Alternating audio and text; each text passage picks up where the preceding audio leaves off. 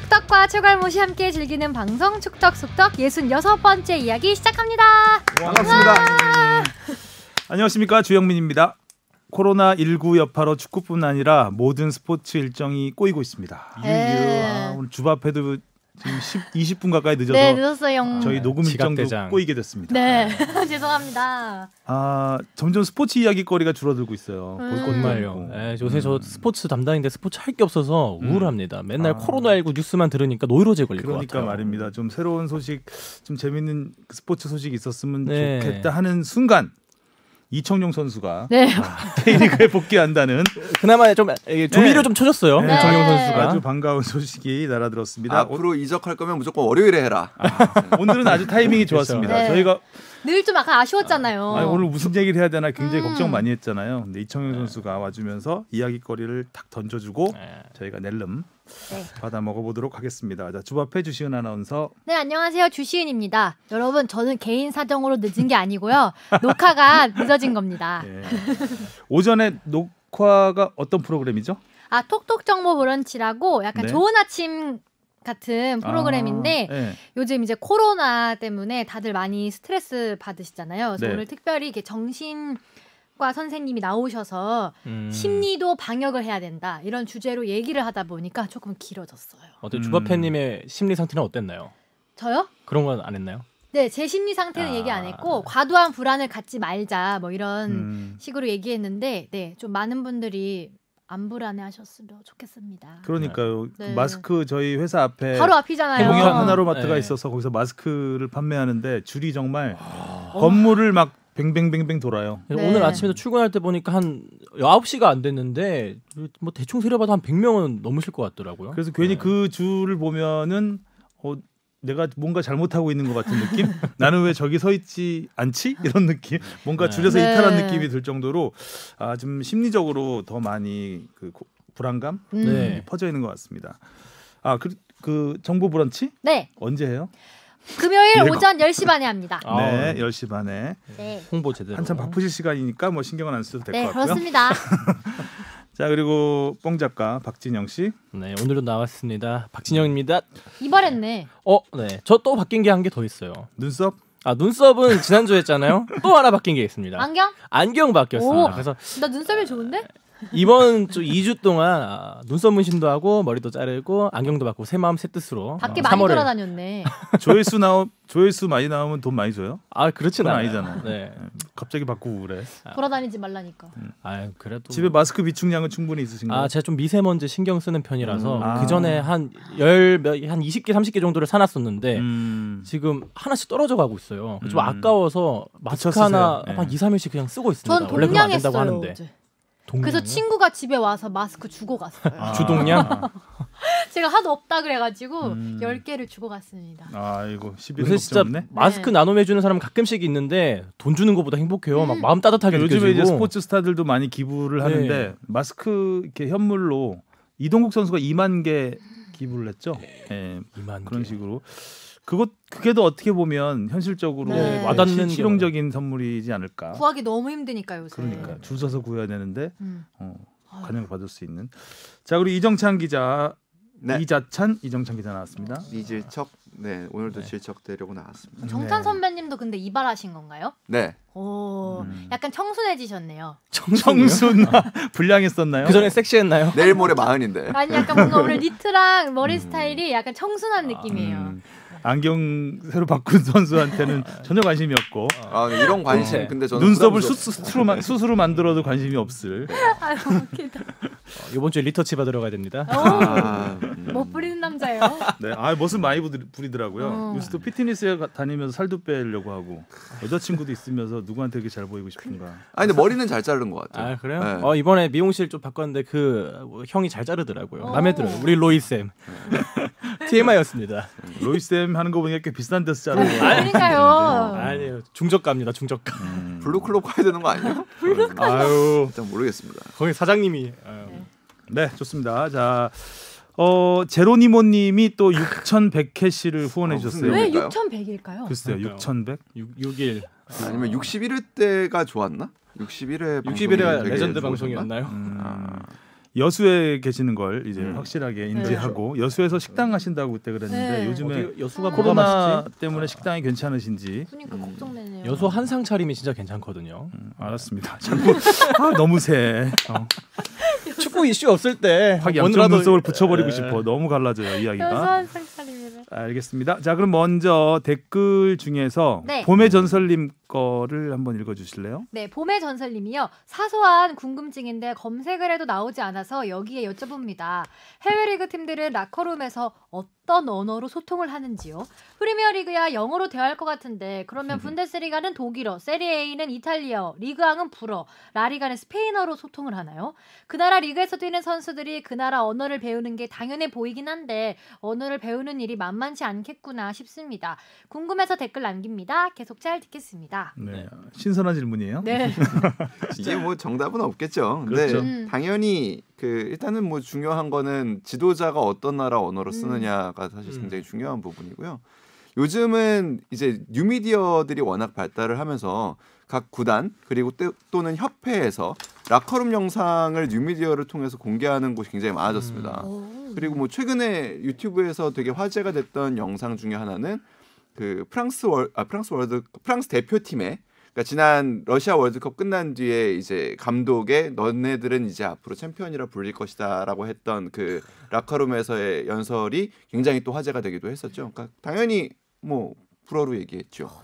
그건 뭐 당연한 것 같아요. 근데 그래서 이 얘기에서 좀 파생돼서 말씀드리고 싶은 것 중에 하나가 라커룸에서 분위기 라커룸 리더라는 사실 존재가 따로 있습니다. 그러니까 라커룸에서 이야기를 좀 더 많이 하고 분위기를 잡아가는 선수들. 그래서 우리 선수들이 해외 진출을 하게 되면 흔히 그냥 생각할 때는 좀 더 외향적이고 사교적인 선수가 적응을 잘할 것 같잖아요. 네. 근데 실제로는 사실 그렇지 않은 경우가 더 많습니다. 그 이유는 외향적이고 조금 더 사교적인 친구들은 라커룸에서 본인이 리더 역할을 할 때 경기력이 잘 풀리는 경우가 더 많습니다. 이승훈 선수 같은 내가 스타일이네요. 분위기를 이끌어갈 줄 알아야 되고 내가 라커룸에서 어떤 얘기를 했을 때 빵 터지거나 이래야 나도 흥이 나서 경기를 좀 잘하는 선수들이 있어요. 그러니까 대표적으로 이천수 선수 같은 경우가 그랬죠. 그러니까 이천수 선수가 스페인 리그에서 적응을 하지 못했던 이유 중에 가장 큰 부분 중에 하나라고 생각해요.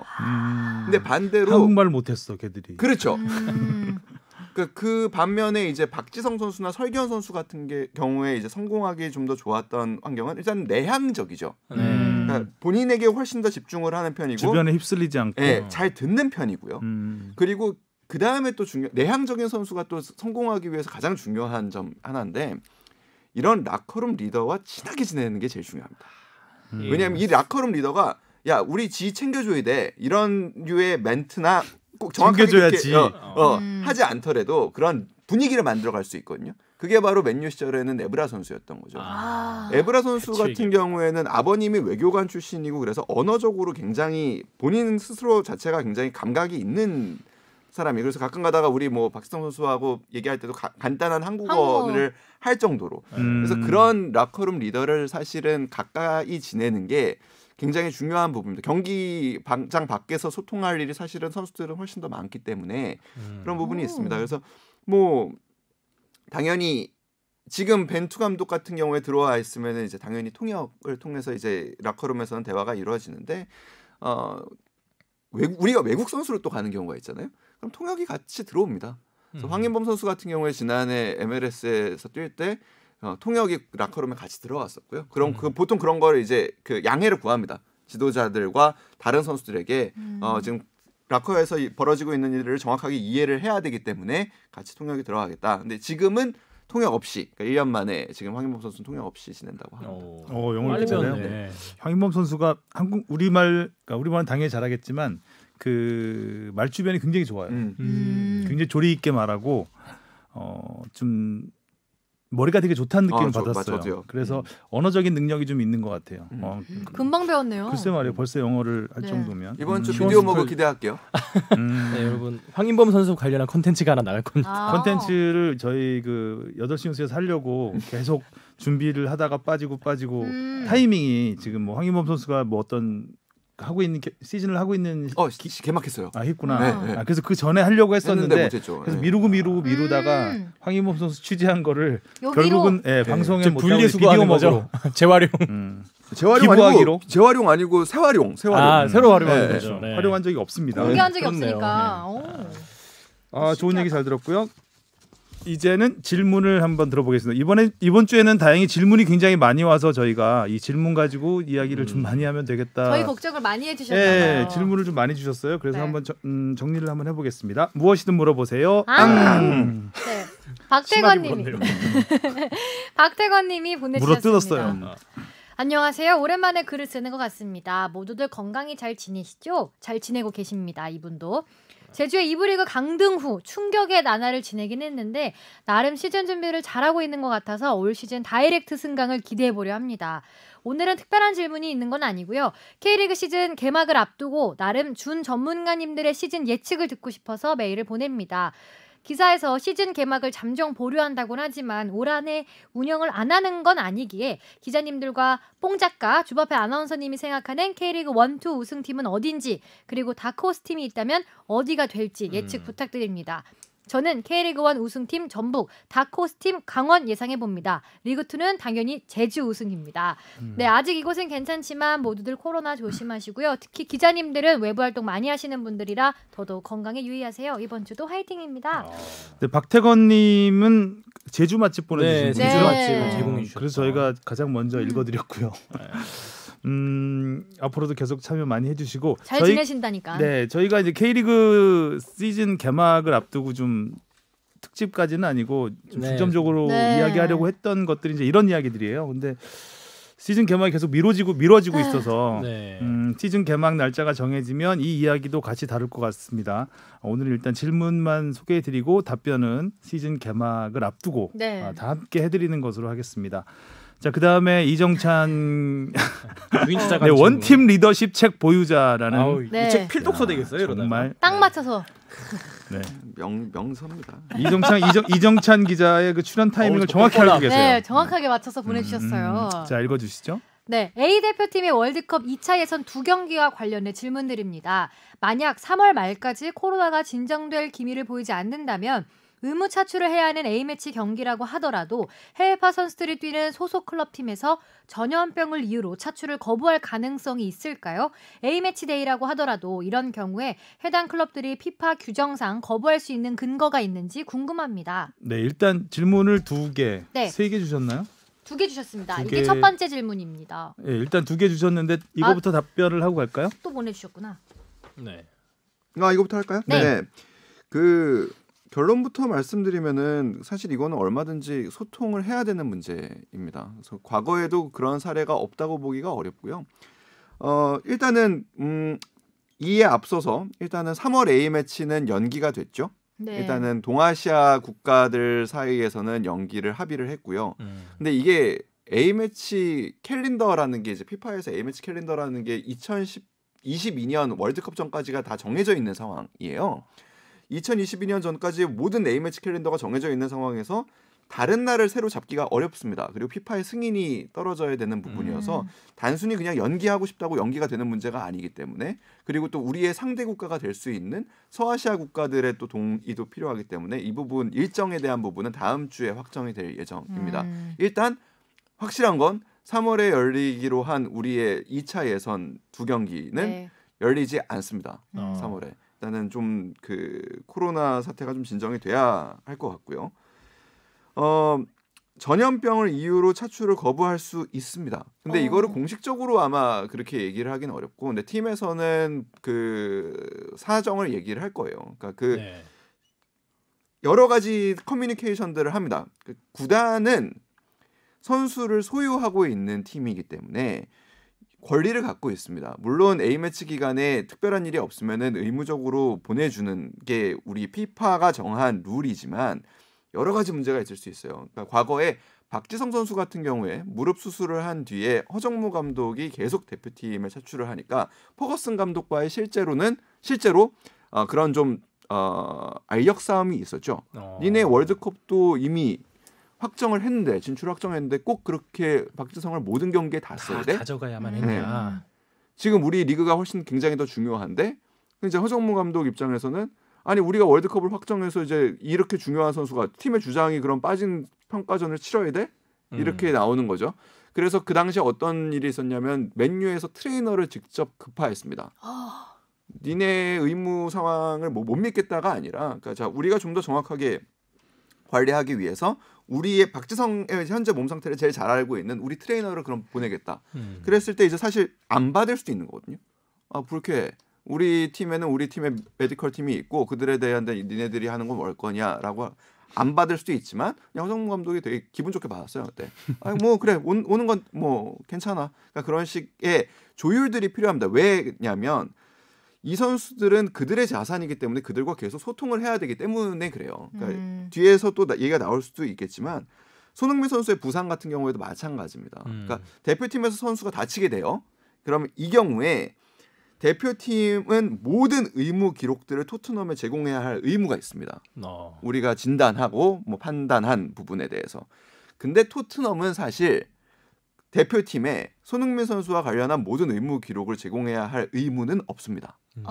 하지만 우리는 받고 있죠. 그러니까 왜냐하면 서로에게 도움이 될 수 있는 부분이기 때문에 심지어 뭐 그런 자료뿐만 아니라 최근에는 경기에 뭐 몇 킬로를 뛰었는지 몇 킬로미터를 뛰었는지 어떤 심박수를 갖고 했는지 이런 자료들까지 사실 공조를 굉장히 하고 있긴 해요. 하지만 그럴 의무는 없습니다. 그러니까 그런 부분에서 볼 때 지금 이런 전염병을 이유로 이거를 표면적으로 얘기하지는 않겠지만 우리 그 협회에 지금 선수의 건강이 우리는 심각하게 우려되기 때문에 이런 좀 어려움이 있을 것 같다라고 충분히 얘기할 수 있고 그 부분에 대해서 우리는 설득을 해야 되는 거죠. 지난해 연말에 그 김학범 감독과 홍명보 전무가 직접 유럽 팀들을 방문한 이유도 마찬가지입니다. 그러니까 이 홍명보 전무가 직접 사실 갈 필요가 전혀 없거든요. 그럼에도 불구하고 이강인, 백승호, 정우영 선수가 튀는 구단을 다 방문을 한 이유는 이 선수들이 앞으로 A 대표팀에도 차출이 될 가능성이 높은 선수들이기 때문에 이런 관계에서 구단과의 관계를 좋게 해보려는 그런 노력인 거죠. 네. 3월에 월드컵 예선은 취소가 됐어요. 연기가 된 거예요? 네. 피파 허락이 있어야 되는 거 아니에요? 그렇죠. 있어야 되는데 네. 사실상 뭐 치를 수 없는 그러니까 우리가 지금 들어 동아시아 그 회원국들하고는 이제 합의가 됐고 이제 피파의 합의를 거쳐서 피파의 승인이죠. 승인을 거쳐서 이제 전체적인 거는 리그 일정을 다 서아시아 쪽하고도 얘기를 해야 되죠. 앞으로 절차는 남아 있긴 하지만 일단 연기는 뭐 불가피한 것으로. 불가피하죠. 지금 중동 쪽에도 이란이 또 코로나가 한참 확산하고 그렇죠. 있어서 아마 전반적으로 연기가 되지 않아요. 그럼 여자 축구는 혹시 확정됐나요? 여자 축구는 4월로 일단 연기. 4월 됐죠? 이후에요. 근데 그게 그러니까 이제 많은 분들이 아마 4월 A매치 기간에 열릴 것이다라고 판단을 하는 이유는 4월 말에 이제 올림픽 조추첨이 있습니다. 그렇기 때문에 그 전에는 결정이 돼야 되지 않을까라고 생각해서 이제 4월 A매치 기간에 열릴 거라고 생각하는데 그 연기하면 되죠. 뭐 상황이 이런 식으로 만약에 확산세가 수그러들지 않는다면 조추첨을 연기를 하겠죠. 그러고 조금 더 기다려 보겠죠. 네, 질문 하나에 답변이 굉장히 길었습니다. 우리가. 네. 자, 두 번째요. 두 번째 질문도 약간 대답을 미리 조금 해주신 것 같아서. 제가 이걸 읽고서 한 거군요. 그러네요. 네. 그러네. 이거는 넘어가도 될 것 같습니다. 네. 감사합니다. 그리고 이제 이정찬의 원팀 리더십 책 보유자님이 보내주군요. 네. 거의 뭐 축구 이야기할 소재가 많이 줄은 것 같아서 걱정까지 하나 더 해주시면서 우등생이에요. 네, 하나 더 보내주셨습니다. 2011년도에 있었던 K리그 승부 조작 사건에 가담했던 모 선수가 에이전트 사기를 쳐서 법원으로부터 벌금형을 선고받았다는 기사를 보았습니다. 근데 제가 알기로는 승부 조작에 가담한 모든 선수는 축구와 관련된 일체의 직업을 가질 수 없도록 축구협회 차원에서 징계를 한 걸로 알고 있는데요. 축구 지도자, 축구 행정가뿐만 아니라 축구 에이전트도 축구 관련 직종이라고 생각하는데 축구 에이전트는 축구협회의 이런 취업 제한의 징계에서 다소 벗어난 사각지대인 건가요? 궁금합니다. 라고 궁금하네요. 네. 절대 그렇지 않습니다. 다만 그러니까 당연히 축구 에이전트가 누가 봐도 축구와 관련된 일이잖아요. 못하게 하는 겁니다. 근데 에이전트 지난번에 우리 한참 전에 김동완 에이전트 나왔을 때 얘기했었죠. 과거에는 시험을 봐서 자격증을 따는 그러니까 일종의 허가제 축구협회가 에이전트의 자격을 이제 통제하는 허가제였다면 지금은 등록제로 바뀌었습니다. 그러니까 누구나 그 일정 수준을 갖추면은 이제 축구협회에 중개인을 하겠다라는 것으로 등록을 하고 이제 업무를 하게 되는데요. 도하성 선수는 당연히 등록되어 있지 않습니다. 등록되어 있지 않고요. 근데 등록되지 않고 활동하는 에이전트도 사실 상당히 많습니다. 그러니까 뭐 회사를 차린다고 했을 때 등록되어 있는 그러니까 법무법인이라고 생각하시면 돼요. 그러니까 그 변호사가 있는 거고요. 축구 에이전트 회사를 차렸을 때 에이전트사의 대표가 에이전트 자격증이 꼭 있어야 되는 건 아닌 거죠. 네. 네. 그냥 그렇게 딱 그냥 행동대장 같은 네. 브로커 같은. 그러면은 이 선수는 그 에이전트 대표로 있었던 건가요? 에이전트사의 대표로 있었던 것 같아요. 있었던 그러고서 이제 본인을 이제 에이전트라고 얘기를 한 것 같은데 실제로 이렇게 활동하시는 분들이 꽤 돼요. 우리 현장에 그러니까 에이전트라고 활동을 하시면서 실제로 선수 중개 업무에 관여도 하시면서 그 협회에 등록되어 있지 않은 에이전트들이 자격증은 없지만 실질적으로 그럼 에이전트들을 고용할 거 아니에요? 그렇겠죠. 고용이라도 하겠죠. 그렇죠. 그런 식으로 이제 하는 거죠. 뭐 스토브 리그랑도 비슷하지 않을까요? 그 스카우트 팀에서 잘리니까 이제 후배들 돕겠다면서 자기가 뭐 비슷하게 볼 수도 있고 조금 좀 자처럼. 다르기도 한데요. 그리고 이 기회에 좀 강하게 사실 말씀드리고 싶은 부분이 있는데 이게 전형적인 최근에 벌어지고 있는 사기 유형이어서 꼭 말씀을 좀 드리고 싶어요. 그 많은 이제 축구 그 지도자 출신들 그리고 선수 출신들이 이런 식으로 접근을 합니다. 이거 그 도하성 선수가 어떤 케이스냐면 우리나라에 이제 좀 적응을 잘 못하거나 프로 진출이 좀 애매한 선수들을 데리고 이제 유럽으로 가는 거거든요. 유럽을 가서 테스트를 받게 해주겠다. 그리고 어느 팀과의 이런 좀 뭐 자리를 주선해주겠다라고 해가지고 이제 비용을 받고 뭐 항공료 뭐 등등등 체류비 등등등 그리고 심지어는 등록비 선수로 우리가 그 리그에 등록을 해주겠다 등록비를 받고서 뭐 이렇게 하는 경우가 있는데 자 등록비는 어느 나라 리그나 그렇게 큰 차이가 없습니다. 몇만 원 단위입니다. 그보다 높다면 의심을 해야 되는 겁니다. 이 사기꾼이네 완전. 네 그리고 그 요즘에 제일 많이 보내는 그 에이전트들이 이제 과거에는 일본을 많이 이런 식으로 했었어요. 그래서 일본에 가서 그 전형적인 유형이 그겁니다. 너 축구 참 예쁘게 차는데 한국에서는 좀 안 통할 것 같아. 너 일본 가면 잘 통할 거야. 라는 식으로 해서 기술이 조금 좋은 선수들을 일본으로 많이 데려갑니다. 그리고 일본은 우리나라하고 체계가 달라. 체계가 굉장히 좋아. 네가 실업리그에서 뛰더라도 실업리그에서 잘만 하면 얼마든지 J리그로 계약할 수 있어. 라는 식으로 해서 데리고 갑니다. 그런데 등록할 수 없는 리그에 없는 팀으로 연결을 하는 경우가 굉장히 많습니다. 이런 경우에는 이적 동의서가 발급이 되지 않고 경력이 인정되지 않습니다. 중고등학교 선수회 같은 경우에 가장 크게 문제가 되는 경우가 그것을 선수 경력으로 인정을 못 받는 사례가 발생을 합니다. 돌아오더라도 선수 경력이 인정이 안 되는 거죠. 그러니까 그렇기 때문에 가는 학교 혹은 가는 팀이 그러니까 이적 동의서를 줄 수 있는 팀인지 확인을 하는 것도 굉장히 중요한 부분입니다. 그리고 일본이 좀 막히니까 그 다음에 나온 것들이 학부모들이 그리고 선수들이 유럽에 대한 환상을 갖고 있잖아요. 유럽에 대한 환상을 갖고 있기 때문에 유럽이라고 해서 모든 리그가 좋지 않거든요. 크로아티아 전형적이고요. 헝가리, 루마니아 이런 데를 뚫는 사람들이 있습니다. 이 동굴아파에 좀 어려운데 예? 이런 데 데리고 가가지고 뭐 이 팀 저 팀 저 팀 해가지고 뭐 이렇게 테스트하게 해준 다음에 야 테스트 했는데 뭐 너 마음에 드는 데가 없대라고 해서 그냥 데리고 오는데 그 뭐 비용은 수백에서 수천 갔다 오고 그러니까 이런 거는 가능성이 거의 없다고 보시면 됩니다.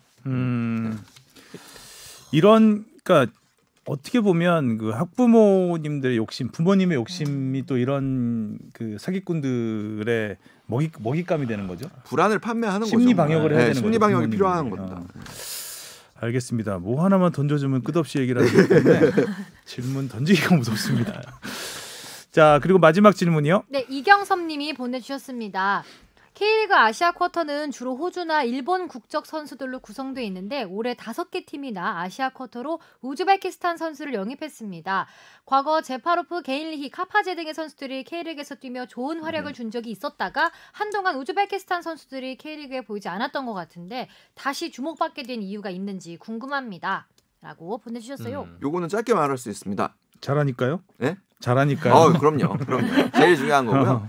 대표팀 성적하고 관련이 있어요. 23세. 네, 그러니까 그 과거에 제파로프 개인이 카파제 선수가 잘했을 때는 뭐였냐면 우즈베키스탄 대표팀이 잘했을 때요. 이 선수들을 중심으로. 이 선수들은 그래서 성인 대표팀에서 활약을 해서 우리가 이제 눈에 띄어서 데리고 온 선수들이었고요.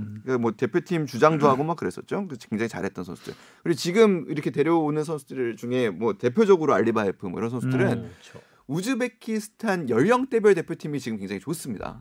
이 연령대별 대표팀에서 활약을 했기 때문에 잘하니까 데려온 겁니다. 그렇습니다. 명쾌하네요. 네. 질문 어디로 보내주시면 되죠? fb@sbs.co.kr로 많이 보내주시면 됩니다. 저 그리고 또 공식 사과 방송이니까 사과 하나 또 하고 지나가야 되지 않나 싶어가지고 짧게 저희 사죄의 음악 한 개 틀어주세요. 좀 약간 슬픈 걸로. 저희 공돌이 Story seems to be the hardest word 뭐 이런 거. 죄송, I'm sorry.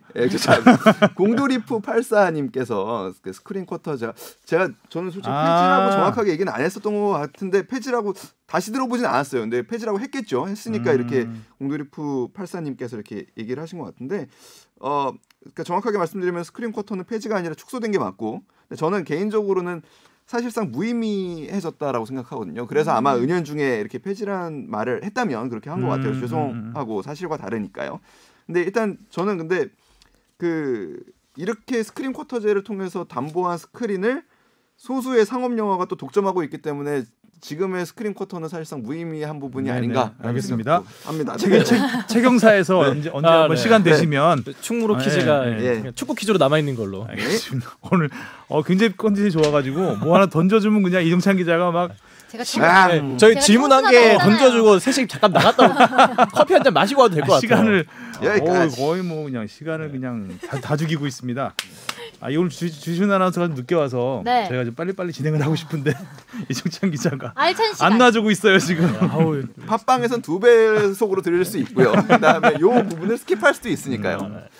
자, 그럼 저희가 본론으로 들어가겠습니다. 첫 번째로 이제 이청용 선수의 복귀 이야기를 해보겠습니다. 이것 때문에 그 FC 서울 팬이라던 작가님이 샀어요?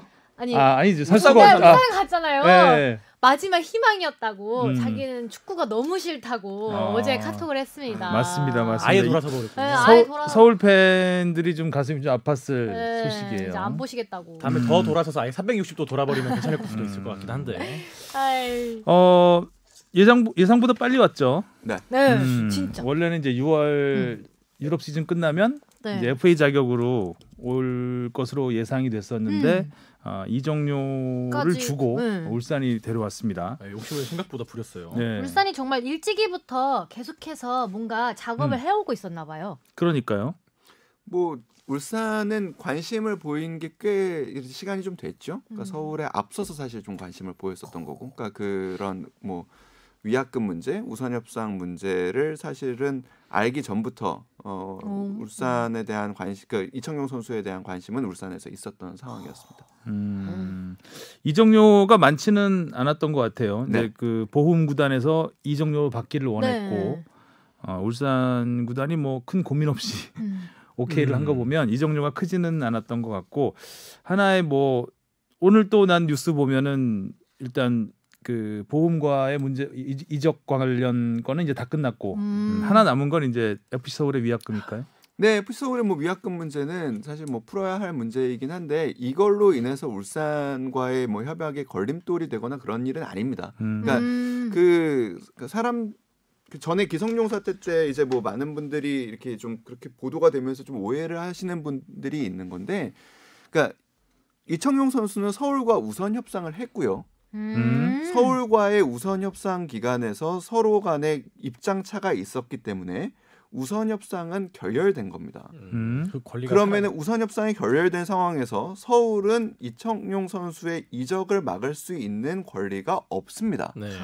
이 부분은 그러니까 위약금이라는 부분은 뭐냐면 이청용 선수가 볼턴으로 이적할 때 이적료의 일부를 이청용 선수에게 줬으니 한국으로 다시 돌아온다면 우리가 너한테 우선 협상권을 갖고 만약에 다른 팀을 가게 될 경우에 그 우리가 너한테 준 금액의 2배 정도를 이제 계약 그 위약금으로 받는다라는 거를 한 거기 때문에 이제 앞으로 남은 문제는 이청용 선수하고 서울하고 그럼 이 위약금 문제를 어떻게 할까? 뭐 금액 부분을 이거를 다 진짜 2배를 인정을 할 것이냐? 아니면은 그 당시에 이런 부분이 어떻게 보면은 조금 선수에게 불리한 부분도 있으니까 구단에서 조금 좀 낮춰주실 수 있느냐 이런 식으로 이제 협상이 남은 거죠. 그러니까 울산으로 가는 데에 서울이 뭐 그러니까 많은 분들이 그렇게 생각하시잖아요. 그러니까 자 우리가 못 먹을 거면은 다른 팀도 못 줘.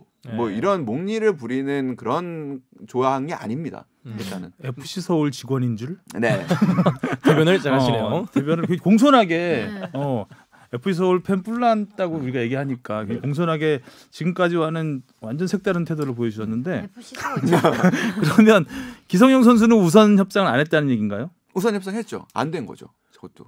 우선 협상이 안 됐으면 다른 팀으로 가는 것도 막을 수 없다고 근데, 가까이 되겠잖아요. 그러니까 서울이 막은 게 아니고, 그러니까 제가 보기에는 위약금이 막은 건가요? 그렇죠. 그러니까 이 부분에서 이제 기성용 선수가 서울과의 그러니까 이제는 제가 볼 때는 얘기를 해도 될 것 같아요. 그러니까 기성용 선수에 대한 이야기. 이제는 말할 수 있다. 이제는 말할 수 있다. 그러니까 오늘 제목 나왔네요. 그러니까 서울을 조금 내재적인 관점에서 좀 볼 필요도 있지 않나라는 좀 저는 직원적인 관점에서 생각을 좀 해봅니다. 일단은 그렇게 한다면 프론트가 되셨네. 그러니까 진짜 절대적으로 그러니까 여러 사건을 보는 눈이 있잖아요. 그러니까 외부적인 시선에서 객관적으로 보기보다 내재적인 관점에서 한번 봐볼게요.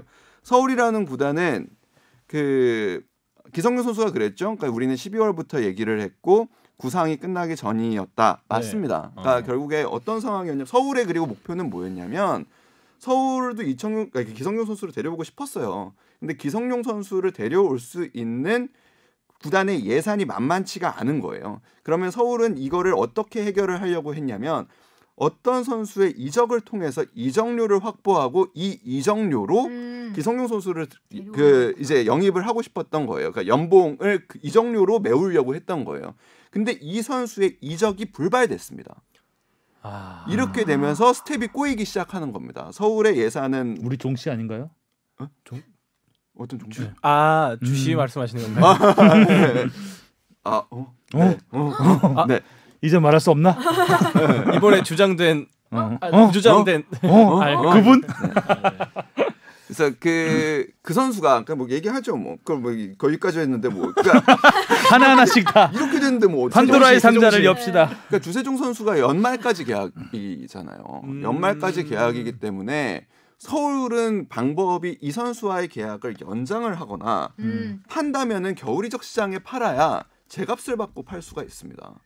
근데 이 부분에서 이제 구단에서 생각을 했을 때 여러 가지 구단의 미래 그리고 발전적인 방향 그다음에 다시 한번 말씀드리지만 내재적인 관점에서 구단 내에도 다른 의견이 있었음을 전제하고 이런 상황에서 주세종 선수를 팔고 기성용 선수를 데리고 와야 된다라고 생각하는 사람들이 있었고 주세종 선수를 두고 기성용 선수를 데려와야 된다라는 생각도 있었고 그거는 그러니까 우리 예산상 어렵다가 돼서 결국에 주세종 선수가 남고 기성용 선수가 못 오게 된 건데 이 과정에서 그러면은 기성용 선수가 생각하는 마음의 상처는 뭐냐? 그 전에 있었던 거 아니에요? 그러니까 이 과정에서 저는 제가 보기에는 제가 추측을 하자면 그러면은 주세종 선수보다 내가 팀에서 가치적으로 못하단다라고 그런 대우를 받았다라고 이거는 서울의 내재적인 관점이죠. 그렇죠. 기성용의 내재적인 관점 아니죠.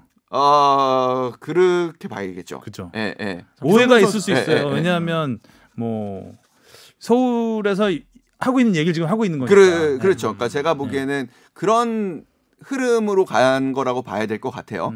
그렇게 봤을 때 기성용 선수와 이청용 선수가 굉장히 훌륭한 선수고 그다음에 마케팅 가치도 물론 있고 이 선수들을 못 잡았을 때의 구단이 입는 이미지적 뭐 여러 가지 부작용들이 있고 이렇게 서울 팬들이 많은 상실감도 있지만 무조건 그러면은 구단은 이 선수들을 잡아야 되는가에 대해서는 사실은 구단을 운영하는 사람들 입장에서는 꼭 그렇다고만 판단하기는 어려울 수도 있는 부분도 있지 않을까.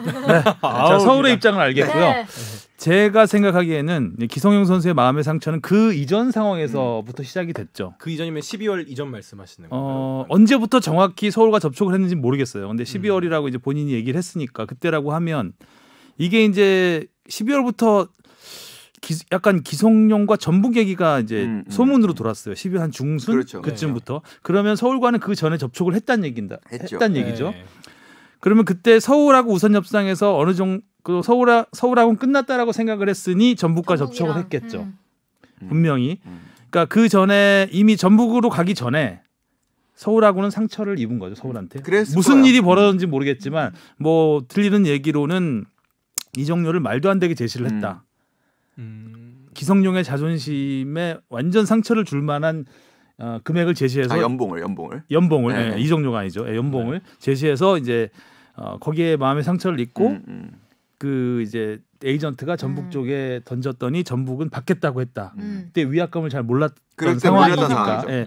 그래서 이제 이게 1월달에 터졌잖아요. 터졌다기보다는 알려졌죠. 그래서 이제 그 팬들의 비난이 그때부터 완전히 그 하늘을 찌릅니다. 네.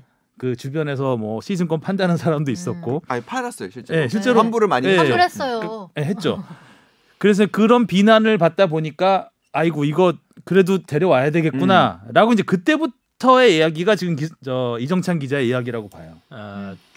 그때 전북에서는 아직 뭐 결정된 거 없다. 서울도 우리는 뭐 기성용 놓은 적 없다. 이러면서 하면서 이제 이 뭔가 퍼즐을 맞춰보다 보니까 주세종 빼고 기성용 넣고 이렇게 해보다 보니까 이제 그때부터는 서울이 최선을 다했겠죠. 뭔가 이제 그런 상황이지 않을까라고 이제 내재적 관점과 외재적 관점의 얘기를 제가 중용적인 방송 해서 이제 뭐 잘 판단하시면 될 것 같아요. 서울 팬들이 서운한 건 당연한 거고. 네. 예.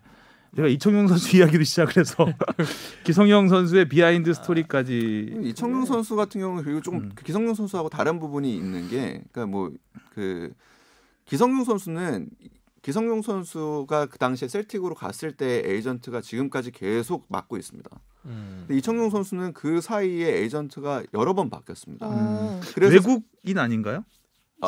기성용은 C9인가 뭐. 아니 기성용은 한국이고 기성용은 이제 저도 아는 네. 옛날에 같이 축구 기자 했었던 기자를 했던 수영구 씨라고 예전에 축구 기자를 했던 저 2명의 축구 기자가 만든 회사고. 네. 그래서 투구나. 네.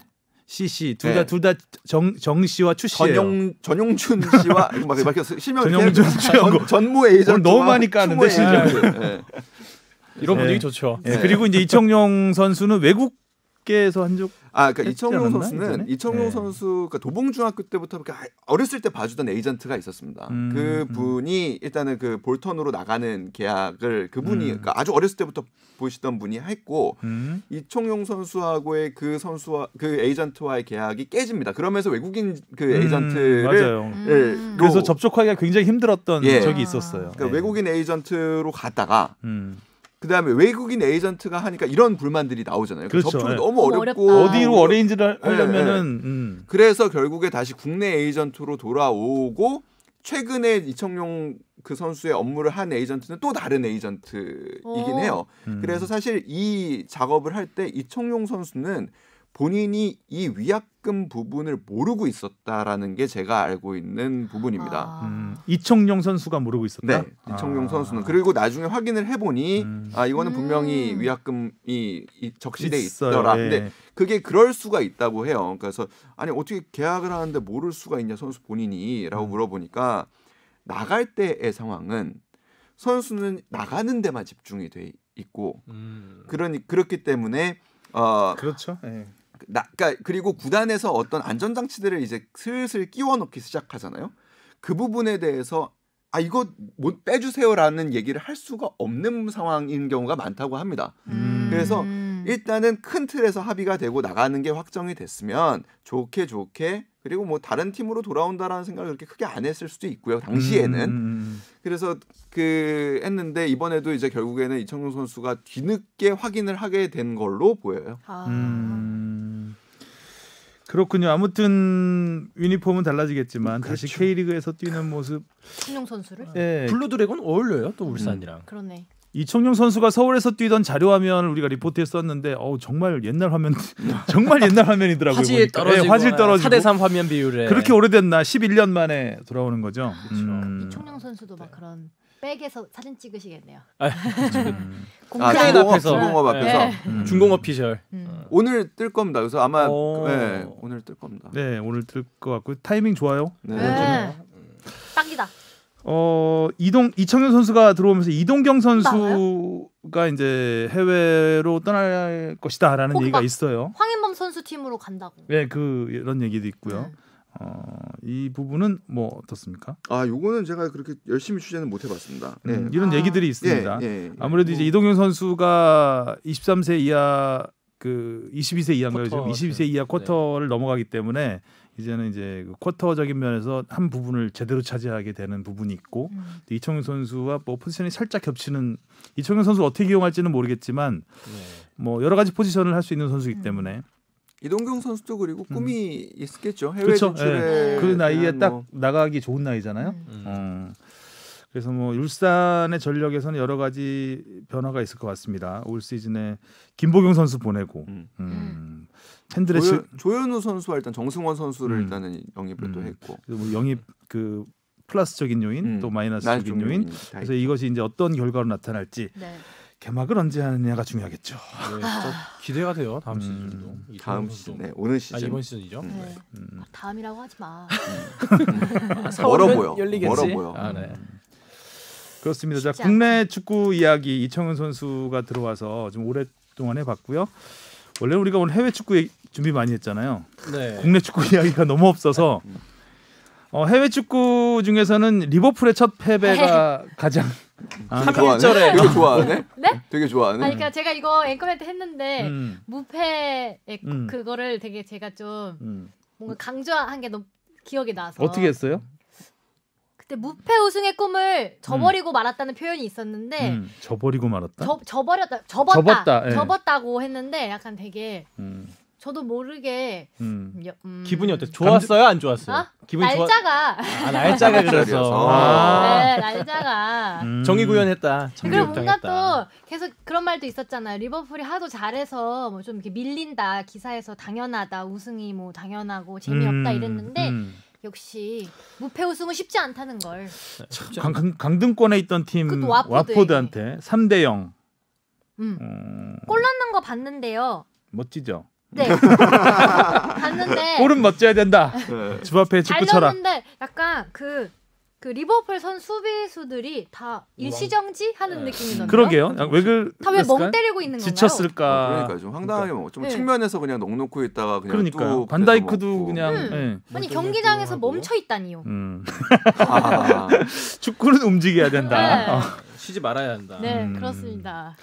이렇게 해서 이제 44경기 무패 행진이 마감이 됐습니다. 너무 좀 아쉽기는 해요. 그러니까 왜냐면은 이제 대기록들을 다 눈앞에 있었거든요. 그러니까 뭐 한 번만 더 이겼으면 일단은 타이에서 올라서서 이제 12연승 리그 12연승 신기록이 되는 상황이었고 리그 19연승이 되죠. 19연승. 네, 19연승이 되고 깨진 기록들을 보면 일단 아스날의 최다 무패 경기에 5경기가 모자랐고요. 맞아요. 그리고 40몇 경기. 맨시티와 타이를 이루고 있던 리그 최다 연승 18연승에서 이제 끝나게 됐고 또 이 돌이켜 보면 더 아까운 게 뭐냐면 지난해 10월에 맨체스터 유나이티드와 1대1로 비겼잖아요. 네. 그걸 비기면서 17연승이 끝났어요. 맞아요. 그걸 이겼으면 이기고 계속 18연승을 했으면 36연승을 하는 거죠. 맞아요.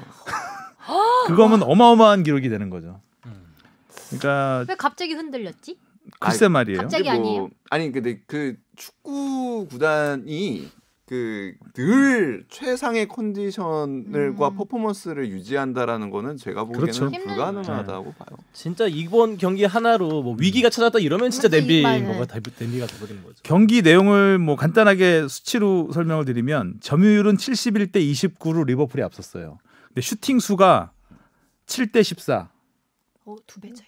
그러니까 2배가 적었어요 리버풀이.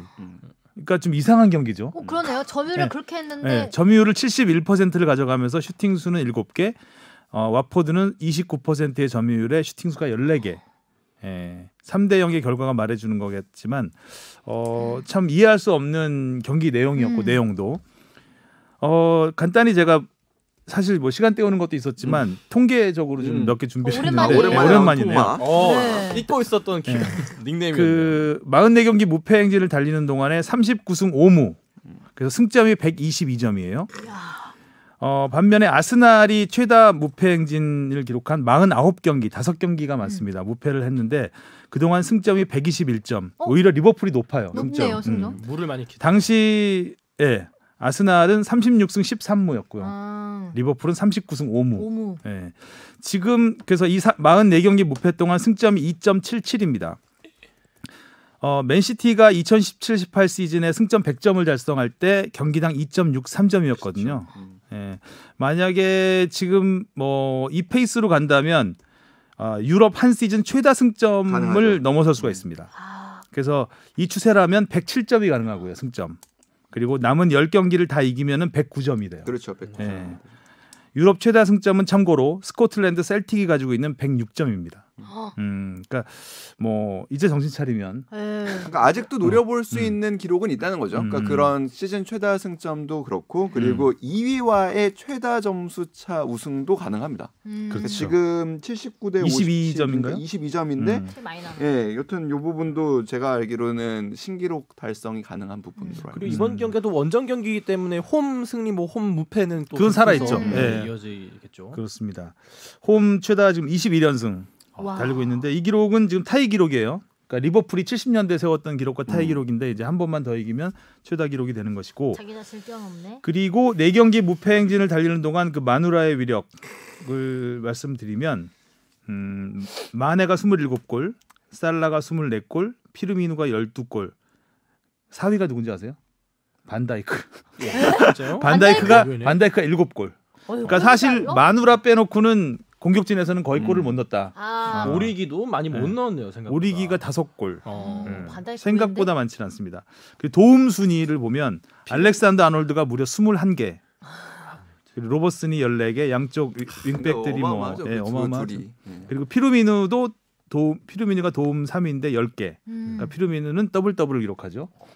이렇게 해서 하여튼 뭐 약간 만화 같은 정말 천하무적의 행진을 벌여왔었는데 천하의 그 강등 위기에 있는 와포드에게 이렇게 또 한번 내려놓는 기회가 있어야 다음 경기도 오히려 편하게 할 수 있는 것 같아요. 이런 기록 같은 게 또 자기를 올가맬 수 있는 걸 수도 있고. 반전이 있으니까 재밌죠? 근데 일단은 뭐 사실 축구에서는 이렇게 연승이 이렇게 흔한 일은 아니지만 야구 같은 경우에는 경기가 많고 매일 있다 보니까 사실 뭐 이런 연승 기록들이 훨씬 더 다양하게 있잖아요. 근데 보통 이렇게 연승을 하다가 한번 끊기면 또 이제 완전 꺾이는 경우가 좀 있긴 꺾이는 한데 경우가 조금 있어서 분위기. 반반이에요? 네, 저는 오히려 궁금하긴 털고 일어날 것 같은데 야 다음에 잘하면 근데 되지. 축구는 사실 이변이 야구보다는 적어요. 그렇죠. 축구는 보통 우리 강팀이라고 생각하는 그렇죠, 팀들이 그렇죠. 대부분 그렇죠. 대부분 잘. 이깁니다. 네. 근데 이제 야구 같은 거는 꼴찌 팀이 선두를 충분히 잡을 수 있는 그렇죠. 그렇죠. 여러 가지 변수가 있기 때문에 뭐 크게 흔들리지는 않을 것 같아요. 뭐 우승하는 데는 전혀 문제가 없을 것 클럽 같고. 감독 표정도 지고 나서 괜찮아 보였어요. 뭐 좀 오히려 내려놓는 듯한 느낌. 뭐 와포드가 이길만했다라고 네, 얘기를 득점도 했고 해줬고. 리버풀이 이제 지난번에 아틀레티코 마드리드 원정에서 챔피언스리그 졌잖아요. 네. 그때 조금 뒤끝을 장렬을 했죠. 진 다음에 패배를 제대로 인정하지 않고 좀 앙필드에서 물어줄 거야. 니들은 이긴 게 아니야. 약간 뭐 이런 식으로 반응을 해서 그 좀 과도하게 흥분한 그런 상태긴 했었을 거예요. 아마 이 경기를 치르기 전까지. 자, 어쨌든 뭐 리버풀의 상승세는 일단 마감됐다고 보긴 그렇지만 일단 그 기록 행진은 일단 잠시 멈춤 모드에 들어갔습니다. 그렇죠. 우리가 지금 리버풀 걱정할 때가 아니죠. 토트넘. 토트넘이는 네. 근데 이거 걱정을 한다고 될 것 같지도 않아가지고 토트넘은 그러니까 그냥, 손흥민 부상 이후 챔피언스리그 포함해서 3연패. 언제 7위 됐어? 안방에서 그러게요. 울버햄튼에게 3대2로 역전패를 당했습니다. 리그 7위. 지금 순위가 7위인데 승점 40점이에요. 근데 보니까 11위 에버튼하고 승점 3점 차. 그러니까 톱 10도 위태위태하다. 이대로 가면. 근데 지난 경기는 좀 이게 어떤 의미인지 모르겠는데 에릭 다이어가 센터백으로 나왔어요. 그 일단은 알더웨이럴하고 베르통은 다 빼고. 다 뺐죠. 네. 네.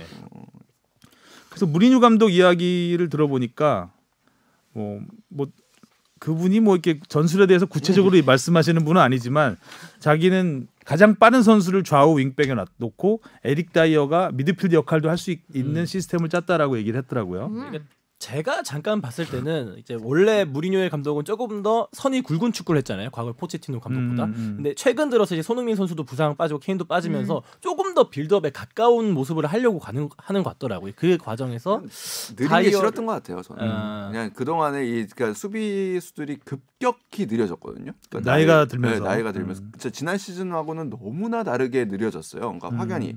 그냥 그게 너무 싫었던 것 같아요. 그래서 이런 시즌에 어떻게 보면 좀 강수를 뒀는데 네, 이게 뭐 통했으면은 뭐 됐는지 모르겠지만 그러니까 그 특히 2대2에서 그 마지막 결승골을 먹는 네. 장면을 보면 뭐 사실 공격에서도 꽤 날카롭게 공격이 전개되고 있던 상황에서 그냥 어떠한 역습 상황에서 어떠한 제지도 하지 못했거든요. 네. 그러니까 그런 부분이 과연 무슨 효과가 있었나? 그러니까 지금 토트넘은 답이 잘 안 보인다.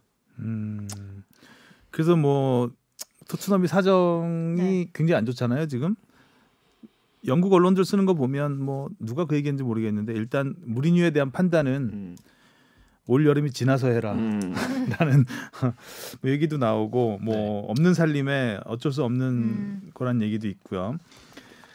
어찌됐든 뭐 토트넘은 일단 해리 케인이 좀 생각보다 빨리 돌아온다고 하니까 다행이다. 원래 이제 시즌 마감이라고 했었는데 시즌 전에 올 수 있을 것 같다. 네, 뭐 잘하면 4-5경기도 뛸 수도 있겠다라는 말. 그런 얘기가 있어서 그나마 조금 희소식이라면 위안을 찾자면 그런 부분이 있을 것 같습니다. 반면에 이제 울버햄튼은 참 잘하대요. 트라우레 뭐 디에고 조타. 조타는 항상 토트넘전에서 항상 골을 넣는 것 같아요, 뭔가. 조타가 최근 3경기에서 정말 좋다. 최근 3경기에서 6골 넣었어요. 굉장히 3경기에서 6골? 어린 선수인데 또 울버햄튼이 또 이것도 뭐 기사에 나와 있는 거 끌어왔는데 지난 시즌부터 그러니까 뒤지고 있는 상황에서 승점을 따낸 게 35점이래요. 그러니까 그만큼 그 뒷심이 좋고 역습이 좋고 뭐 이런 트라우레가 그 상황에서 그렇게 옆구리를 그냥 토트넘 두 번째 골이었나요? 넘어졌다가 한번 짚고 일어나서 다시 근부죠. 터미네이터도 아니고 진짜. 아니 근육 운동을 안 한대요 평상시에. 타고난 거죠 진짜. 근육 운동을 안 하는데 그냥 진짜 타고난 거죠. 그냥 예전에 바르셀로나 있을 때 어렸을 때 보면 정말 날씬하거든요. 날씬하고 빠르고 굉장히 오히려 좀 스타일 보면 호나우디뉴나 약간 이런 그 정말 약삭 빠른 아주 빠른 스타일의 옛날에. 물론 당연히 지금도 빠르지만 지금은 거의 몸이 럭비 선수잖아요. 맞아요. 축구보다 미식 축구에 조금 더 어울리는 듯한. 진짜 럭비에 이런 선수 있으면 진짜 잘 됩니다. 엄청 빠르고. 전향 좀 해봐라. 럭비로? 진짜 잘할 것 같아요. 부딪히면 날아가 버리던데. 그러게 말이에요. 참 어쨌든 울버햄튼이 뭐 6위로 올라서면서 일단 그 챔피언스리그까지 바라볼 수 있는 위치에 올라왔습니다. 그리고 이 와중에 우리의 맨시티, 우리의라고 하니까 좀 이상하네. 맨체스터 시티는 아스톤 빌라를 2대1로 꺾고 리그컵 3년 연속 우승을 차지했습니다. 최근 5년 사이에 4번째 우승입니다. 근데 재밌는 게 아스톤 빌라가 그 8강에서 리버풀을 꺾었어요. 무려 5대0으로. 그때 리버풀이 최연소 스쿼드를 가동했던 그 경기였어요. 그때가 이제 클럽 월드컵 그 겹쳤죠. 4강 결승이 겹치는 바람에 포기를 했죠 리그컵을. 그래서 23세 이하 어린 선수들을 꾸렸었는데 아스톤 빌라 입장에서는 어떻게 보면 절호의 우승할 수 있는 거함을 꺾고 올라왔기 때문에 근데 맨시티의 벽을 넘지는 못했습니다. 그리고 우리에게 즐거움을 주었던 맨유의 데헤야. 데헤야. 머리 스타일 약간 바꾼 것 같더라고요. 원래는 세웠는데 좀 눕히는 느낌. 올백해서. 축구 스타일을 좀 봐주세요, 제발. 머리 스타일 좀. 눈에 보이는 건 그런 거잖아요. 다시 함께해서 봤어요. 방금 무슨 일이 일어난 거지? 하고 데야 선수가. 데야 선수가 그 지난 시즌부터 굉장히 실수가 많아졌죠. 그래서 뭐 로이킨 같은 맨유의 전설은 죽여버리고 싶다. 이렇게 거친 표현을 쓰다니. 데야를 죽여버리고 싶다는 뭐 이런 얘기까지 했었는데 오늘 나온 기사 데일리 메일이 뭐 단독 기사로 올린 건데 맨유가 이제 데헤야를 여름에 교체할 것이다. 계속 나오고 있었죠. 그러면서 뭐 지난 시즌부터 데헤야의 실책으로 데헤야 때문에 먹은 실점이 7실점 7골이나 된대요. 데헤야 때문에 이긴 경기도 많을 텐데. 그렇긴 하죠. 그러니까 좀 안 좋을 때는 안 좋은 것만 찾다 보니까. 그래서 대체 멤버로 꼽히는 선수가 셰필드 유나이티드의 딘 핸더슨 골키퍼입니다. 22살. 지금 떠오르는 샛별인데 그래서 제가 셰필드 유나이티드 사실 관심이 별로 없었던 팀인데 보니까 리그 6위예요 지금. 지금은 셰필드. 지금 자료로는 8위로 돼 있는데 8위인가요? 네. 8위죠. 8위입니다. 한 경기 덜 치러서 예, 리그 8인데 27경기에서 25실점. 최소 실점은 2위예요. 오. 리버풀 다음으로 적게 골을 먹은 팀이에요. 셰필드가 여기에 딱 골키퍼가 이번에 딘 핸더슨. 변형 3백으로 재미를 많이 보고 있는 공격 가담을 많이 하는 3백. 어린 친구 데려오겠다 이거네. 그리고 이제 딘 핸더슨이 맨유 소속이에요. 임대로 지금 뛰고 있는 거고 데려오겠다는 거죠. 이제 훨씬 더 좋은 계약 조건을 주고 이제 연봉을 많이 주고 데리고 오겠죠 대신. 그래서 맨유는 일단 맨유가 최근에 되게 좋았잖아요. 솔샤르 감독 경질 위기에서 잘 비비고 있죠. 지금. 잘 비비면서 뭐 첼시한테도 이기고 괜찮았는데 어쨌든 어제 완전히 승점 그 3점짜리를 그냥 2점을 깎아먹는 대야 실책이었습니다. 전형적인 그런 선수죠. 그러니까 그 눈부신 선방으로 하이라이트 보면 기가 막힌데 안쪽에 근데 그 실수가 많아요. 눈에 띄는 실수가 또 굉장히 많은. 예전에 그 월드컵 때 호날두가 찬 킥을 이렇게 손 놨고 들어가 버린 그런 것도 있었어요. 그러니까 지금 영국 아무튼 이 선수는 아무튼 스페인 스페인이죠. 선수긴 하지만 아무튼 그 프리미어 리그에서 참 이런 유형의 선수들이 좀 유독 잘 나오는 것 같아요. 예, 좀 그 선방은 그러니까 선방 카시아스도 뭐 네. 예술이죠. 선방은 기가 막힌데 그냥 말도 안 되는 거 엉뚱한, 진짜. 그러니까 이번 같은 경우도 어떻게 자기가 한번 그 공격 그러니까 빌드업의 역할을 해보려고 네. 미드필더들한테 야 절로 가 뭐 이러고 하다가 네, 뭐 한 거야? 늦게 찼죠. 괜히 공 끌다가. 근데 어떻게 타이밍이 기가 막혔어요. 어쨌든. 핑퐁 같았어요. 벽치기 거의 벽치기 킥이었죠. 그리고 지난 주말에 또 관심 있었던 매치는 엘 클라시코. 비니시우스. 비니시우스 레알 마드리드가 2대 0으로 바르셀로나를 꺾었습니다. 비니시우스가 2000년생 19세 233일에 골을 넣었습니다. 메시 제쳤다. 21 이런 기록도 21세기 엘 클라시코 최연소 득점. 그전에 또 누구예요? 그전에는 메시 모르겠어요. 그전 메시 21세기 21 말씀하시나요? 그러니까 21세기 21세기 외신문- 21세기도 메시 21세기가 메시예요. 예. 그러니까 그 20세기. 그러니까 20세기는 잘 안 나왔던데. 얘기 너무 웃기다. 왜냐면 외신에- 메시가 그 이제 주로 활동한 시기가 2000년대 초반부터니까 아마 맞을 거예요. 21세기. 그러니까 네, 메시의 메시가- 기록을 깬 걸 겁니다. 그러니까 2007년에 메시가 19세 259일로 골을 그렇죠, 넣었으니까 26일 앞서서 26일 깼습니다. 제쳤다 제쳤어. 일단 호우 세리머니를 한 게 재밌었죠. 그니까요. 또 보고 호날두가- 있었잖아요. 호날두가 또 있었고. 비니시우스 참 바르셀로나의 그 안수 파티가 그 아주 어린 선수로 주목을 받았었는데 비니시우스가 이번에 아주 스타 플레이어로 떠올랐습니다. 그리고 또 하나의 기록이 있어요. 마리오 디아스가 교체 투입 50초 만에 골을 넣었습니다. 사실 뭐 그냥 시간 보내라고 들어간 건 줄 알았는데 거기서 골을 넣더라고요. 욕심도 있었어요. 근데 패스할만 그게 했었는데. 거의 뭐 추가 시간 가까이 돼서 들어갔잖아요. 그렇죠. 근데 들어가는데 오히려 그 들어가서 경기 골을 넣을 때까지 시간보다 들어가기 전에 지단 감독이 지시하는 시간이 더 더 길었던 것 길었다. 같아요. 계속 뭐라고 말을 해요. 근데 얼마 남질 않았는데 뭐 이렇게 많이 지시를 할까? 그래서 바로 골을 넣는 거예요. 그래서 그 50초 만에 골을 넣어서 21세기 라리가 교체 선수 최단 시간 득점이라는 굉장히 그 기록들을 사실 이제 축구가 기록으로 재밌게 만들기가 좀 어렵잖아요. 야구는 정말 기록 가지고 재밌게 구성할 수가 있는데 그러다 보니까 이거 재밌네요. 21세기를 또 따로 띄어서 또 교체 선수를 따로 띄어서 재밌습니다. 만들어 보려고. 50초면 이제 들어와서 공 한 번 찼는데 그게 바로 골된 거다. 네, 첫 번째 터치가 아마 또 들어가서 네. 그러니까 딱 그 라커룸이 아니죠. 그 벤치의 네. 벤치의 반대쪽으로 공이 나갔어요. 들어가자마자. 그래서 오른쪽으로 투입이 됐거든요. 그래서 그 드로인 받아서 바로 들어가서 넣었죠. 그러니까 뭐 사실 50초지만 공이 밖에 나간 시간까지 나갈 시간을 뺀다면 플레잉 타임은 한 2-30초. 그 정도. 이게 왜 떡이램? 근데 바르셀로나도 참 수비는 진짜 문제더라. 그죠? 근데 메시가 이렇게 묶이는 경기를 보면 철저하게 묶이는 것 같아요. 안 되는 날은 진짜 안 풀린다. 그 나폴리였나요? 네, 나폴리랑 챔피언스리그 비겼죠. 그때도 보면 메시가 그 한 박자 빠른 커버 음. 상대 팀이 그러니까 메시가 이제 잡자마자 슈팅을 날리기 때문에 그 슈팅 각도 줄이면서 오는 그 수비가 참 그 수비에는 정말 꼼짝 못하는 모습들을 많이 봤죠. 그 댓글에 그거 그렇게 정리해 놓은 댓글이 있더라고요. 그 중요한 경기에서 메시가 그 이제 안 보였던 사례들 모음이 이제 포털 사이트의 베스트 댓글로 꼽혔던데 참 그러니까 그렇죠. 뭐 근데 어떤 축구 선수가 모든 경기에서 그렇지. 예, 다 잘하겠어요. 네. 근데 메시의 경기를 보면 어떤 경기는 주로 이제 패스에 전념하는 경기들이 있고 어떤 경기는 슈팅을 정말 그러니까 맘먹고 날리는 그런 슈팅 한 10개까지도 날리거든요. 메시는.